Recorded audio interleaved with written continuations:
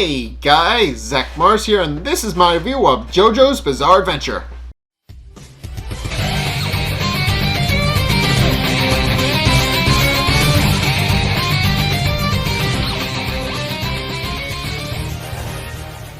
Okay, so this episode is interesting in that we finally figure out who the boss is, or rather what his ability is, and long story short, it is very terrifying and a little bit one-sided in terms of how it actually fights. But in any case, we also find out a little bit more about Bruno's backstory in this episode, and ultimately this episode comes down to it being the final orders that the boss has given them based through his the little disc they left them. But in case the group is currently heading to San Giorgio Maggiore, which is an island in Venice, and they're currently kind of pointing out that they're currently keeping an eye on things and are about to go there, and it's at this point where they ask Bruno to actually read out the prompt that's on the disc so that they can actually find out what the boss's final orders are, and sure enough, Bruno does, and what we find out first and foremost is that the boss is making all of these orders like possibly weeks or even months in advance.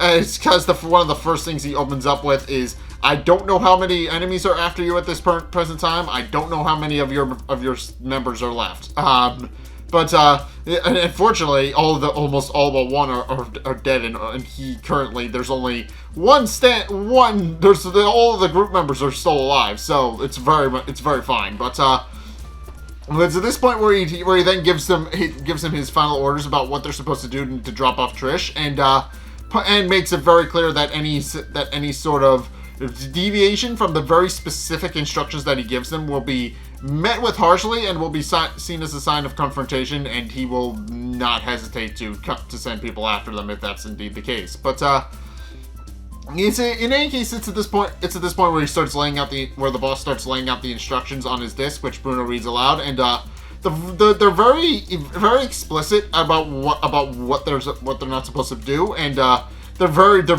detailed through a fine comb to just make sure that nothing can absolutely go wrong. But so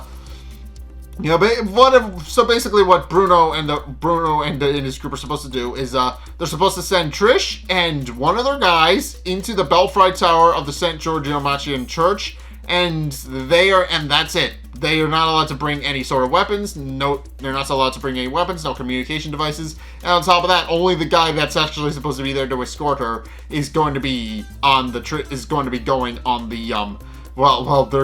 only he's going to be staying put on the island. Everybody else is to wait in the boat and wait quietly until everything is sorted out. But they also point out and he also makes a point that they have to be there within 15 minutes, and that he'll know because he installed a GPS on the disc that they're currently using to read the message. So yeah, basically the boss doesn't want any surprises. He's very much like, he wants to make sure nobody knows who he is, and he wants to make sure that everything goes smoothly and perfectly, and doesn't want anybody to find out about his identity in any sort of way, which fair enough has been fitting for the boss up till this point. We don't even know a name. We don't even know who he is. All we see is a stand in this episode. That is it. That is the only thing we know about him now. That's literally it. That is the only thing we've learned about him up until this point. That he has a stand, and we find out what it looks like and what it does, but I'll get into that in a bit. But in case they then proceed to get ready to make all the preparations, and of course the first thing the rest of the guys do is immediately figured out, once they finally realize that their mission is about to be finished, they conclude that now would be a good time to actually make preparations for a proper vacation. And sure enough, they point out that, Mista is actually the first one. Mista and Narancia actually point out that since they're in Venice, and Venice is kind of known for its food, they might as well go out to a fancy restaurant and eat some good stuff with Narancia and Mista kind of doing a little bit of a back and forth about what kind of food they have and what they could go out and go eat. But in any case, it's at this point where Bruno actually yells at them, pointing out that the mission isn't officially over yet, and tells them to stop slacking off. At which point, he points out that now there's only one opportunity, there's now only one thing left they need to do, and that's figure out who's going to actually bring Trish up to the Belfry Tower. And of course, since Giorno's entire thing is that he wants to figure out who the boss is, he immediately volunteers, pointing out that while Bruno kind of understands a little bit, Abbacchio shoots him down almost immediately, pointing out that obviously since Bruno's the capo, it should be his honor to actually go in and actually deliver Trish to the boss, and which Bruno kind of doesn't deny, but he also points out in his head that he also locks eyes with Giorno and understands completely why he wants to do it. Both of them have kind of gotten a little bit sidetracked in their mission to actually figure out who the boss is and stop the drug trade that's going through Passion. So he points out that since he's going to be dropping off Trish anyway, this is a once in a lifetime opportunity to figure out who the boss is, and with that gives him a bit of a coded message about how he wants basically he tells Giorno that he wants one of Giorno's brooches because his brooch is a ladybug and they're supposed to be quote unquote good luck. But in actuality, what he's actually asking Giorno to do is imbue one of his brooches with life using his gold experience, so that it basically just turns into a tracking device. And it does, and Giorno immediately picks up on that and does exactly what Bruno doesn't outright state, but it is implied to want to do. And sure enough hands him a brooch that's been infused with life, and Bruno then proceeds to clip it onto his shirt. And with Bruno declaring in his head that he will indeed help Giorno find out who the boss's identity is by using the brooch to clip it and finding a way to get it on the boss's person when he meets him. So. And with that, they then proceed to head into St. George Machia Church it's just a very ominous and slow thing since there's literally nobody there. It's empty. And both Bruno and Trish go up the stairs while the rest of the group kind of track him on his computer to make sure that he's safe. And they also use Aerosmith to do it as well, with them actually just keeping track of who's in the immediate area as well. But in any case, they do eventually reach the elevator, and Bruno after poking his head into the elevator to look at it, he comes to the conclusion that the elevator only has two buttons, one for the floor and one for the belfry, and there's no other floors in between that because it's literally just a giant tower where that's the only purpose that it serves. But in case as he asks Trish if she's ready to go, he notices that she's actually started kind of cowering in a corner, and he then starts wondering, and she starts wondering what's next for her, pointing out that what is she supposed to do with a dad that she's never met and doesn't even know if he loves her or not, and even wonders what's going to happen after that, since obviously she's also been kidnapped by gangsters and is ultimately just confused about the whole situation. He isn't sure what's going to happen to her next. At which point Bruno just kind of reassures her, pointing out that most likely she'll be given a new identity and move to a new country, so that the hitman team can't actually track her, and she'll no longer be in any danger. And points out that the boss is likely going to do that because he has that kind of power to actually make it so that she can have whatever happy life that she desires, and just tells her that she doesn't really need to worry because she'll likely just be moved to another country and just be able to start over. And also offers her his hand to comfort her, telling her that it'll be okay, but she slaps it away and in a very tsundere fashion denies that she's scared and proceeds to get into the elevator with Bruno. But once the elevator doors close, she then takes Bruno's hand anyway because she realizes she did need it. But it's at this point where she points out if she'll actually like the boss, but Bruno merely tells her that that family isn't normally worried about that kind of thing. But in case they then proceed to climb up the elevator as they wait to meet the boss, and then something interesting happens. As they find out as they eventually reach the elevator, Bruno declares that they're now on the floor and that they can actually get out, but then notices that Trish is no longer standing next to him, and sure enough, he looks around the elevator and discovers two things. One, that there's a giant hole in the roof of the elevator, and two, that that he's currently holding Trish's hand, and Trish is no longer attached to it. Which of course causes him to panic for a little bit because he has no idea what's going on. And after thinking everything through about how he and his group are the only people who should, he himself and the boss, and the group should be the only ones who actually know where they are. He does eventually come to the conclusion that the boss most likely did all of this so that he can finish Trish off herself, which kind of causes him to become distraught and go into a bit of a blind rage. And then we kind of find out why, because then we find out Bruno's backstory and why he is the way he is. And what we find out is that he was raised in a loving family of three with his fisherman father and his mother. Life was simple, but they were happy, and he was more than happy to help out with his father and help out with the fishing stuff and all of the things that he needed done.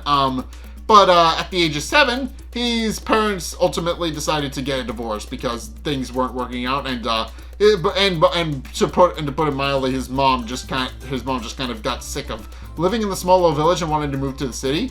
And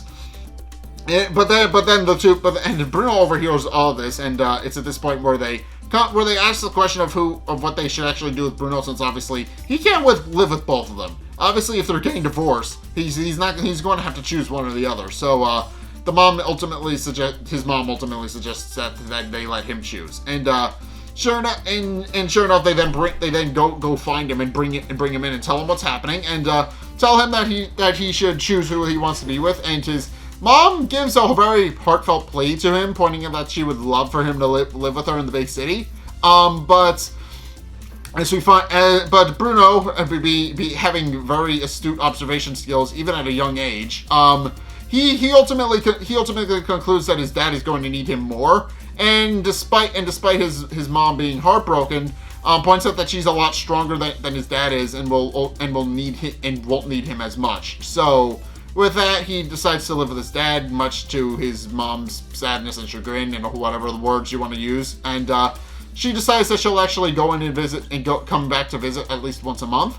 And as Bruno surmised, she does wind up being perfectly fine because she does eventually remarry, and from that point onward spends a lot more time with her new husband and doesn't visit as much. But she does occasionally visit on Christmas. So For that reason, he knew very well she was gonna be fine. So he knew he didn't need to be with her. She was eventually going to do well on her own in the city. But his dad, meanwhile, kind of struggled figuring out what to do with Bruno, pointing out that while he was happy to have Bruno help out with all the fishing, he does point out that the narrator does point out that he did kind of need to put Bruno through school, and for that reason, started taking in tourists to go fishing, which did wind up supplementing enough income for Bruno to actually go to school. But this wind up having a consequence because one particular evening, two shady-looking gentlemen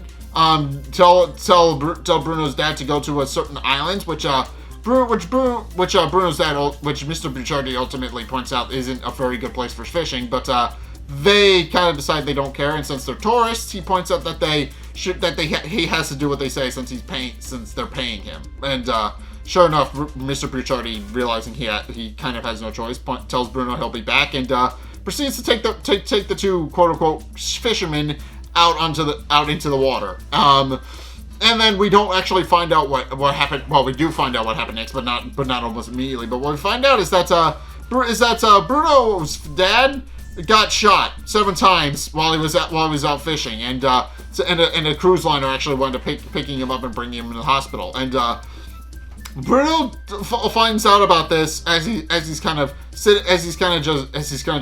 sitting around the house waiting for his dad to come back. And when he finds out his dad's in the hospital, he immediately tries to go to him, but the nurses stop him and tell him to be patient, and that he'll be out after the surgery. But and though Bruno isn't really listening, he does decide to do what the nurses tell him, and proceeds to sit down. At which point we find out that there's a detective there from the police station, from the police station, and he's investigating what happened to Bruno's dad. So yeah, and eventually he does wind up telling Bruno what exactly happened, and points out that, as it turns out, the reason the two quote-unquote fishermen wanted to go out to that deserted island is because, they were trying to make a drug deal without any witnesses. And of course, since Mr. Bucciarati was the one who boated them out there, once he found out, he eventually stumbled across it by accident. So they shot him to try and keep him quiet, which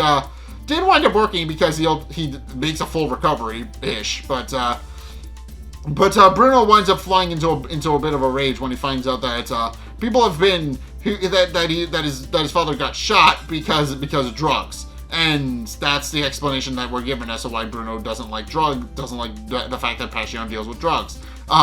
Because obviously his dad was shot up with bullet holes over drugs. So obviously he's not going to be too particularly kind to anybody dealing them.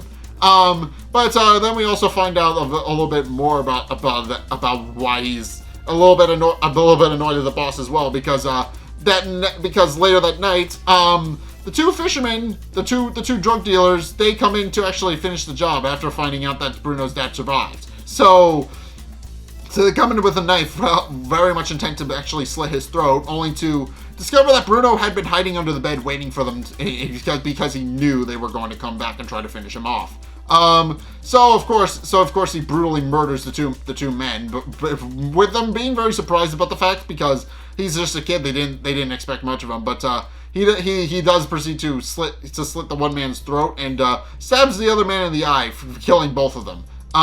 At which point he goes over to his still recovering dad, who is asleep and doesn't hear any of this. But Bruno then tells him that he'll always take care of him and look out for him. And from there, realizing that people would continue to come after his dad, this is where he actually decides to actually join Passion, because he initially believes they're the good guys and can offer the protection that he needs for his dad, and he's right. He's not wrong about that, but he initially thinks they're the good guys keeping the peace in the city, and it's at this point where he works up his way through the ranks, gets the attention of Popo, and presumably gets to stand through him. So this is how he actually winds up becoming a major prominent figure in Passion. But where he actually found out that Passion was actually dealing with drugs was when he was beating up a random thug and trying to make him stop harassing a certain family, which we don't actually see, but he is keep looking out for the family. But when he finds out that guy is dealing drugs, and eventually realizes that they came from the organization, that's when he decided that he needed to change the organization for the better. That is where he decided that the organization was a bit shady and wasn't the squeaky clean organization he thought it was.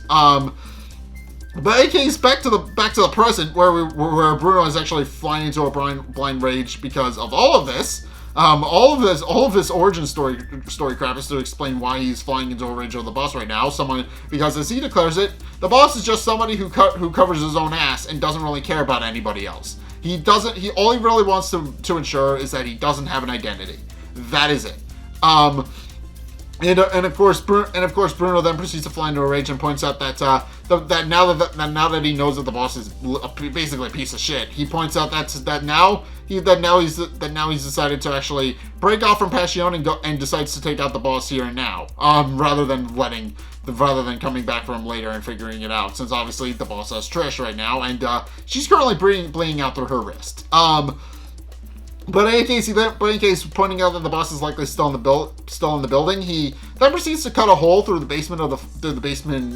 floor of the elevator, and sure enough, manages to see that the boss is deeper down in the elevator shaft and is escaping through the lower door in the elevator. And realizing that this is actually a prime opportunity, he proceeds to take off of Giorno's brooch and drops it on the boss, which winds up sticking to him, and he has no idea that that's even there for the most part. But at which point Bruno then proceeds to actually use sticky fingers to actually slide down the pulley rope in the elevator, declaring that since the boss isn't going to know he's there, he's going to pull off an assassination attempt here now, and proceeds to and makes a plan to cut off the boss's escape route so he can actually figure out where the boss is going, and concludes that Sticky Fingers is likely the best stand for the job.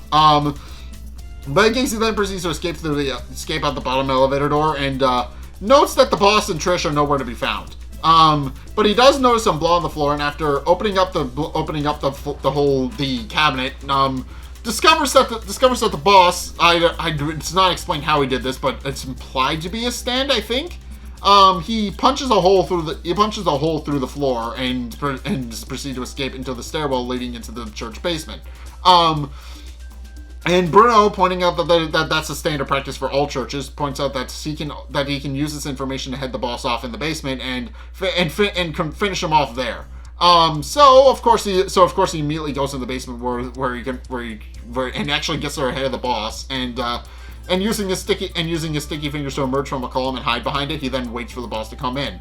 And sure enough, the boss does eventually step foot in the basement with Trish in his arms, but then we find, and also Bruno points out that he can't actually see the boss's face, but then the boss says something for a loop. He says something that just throws him for a loop, is that he knows Bruno's there, and specifically he knows it's Bruno. So yeah, and then he proceeds to warn Bruno that if he steps out from behind the pillar, he will die.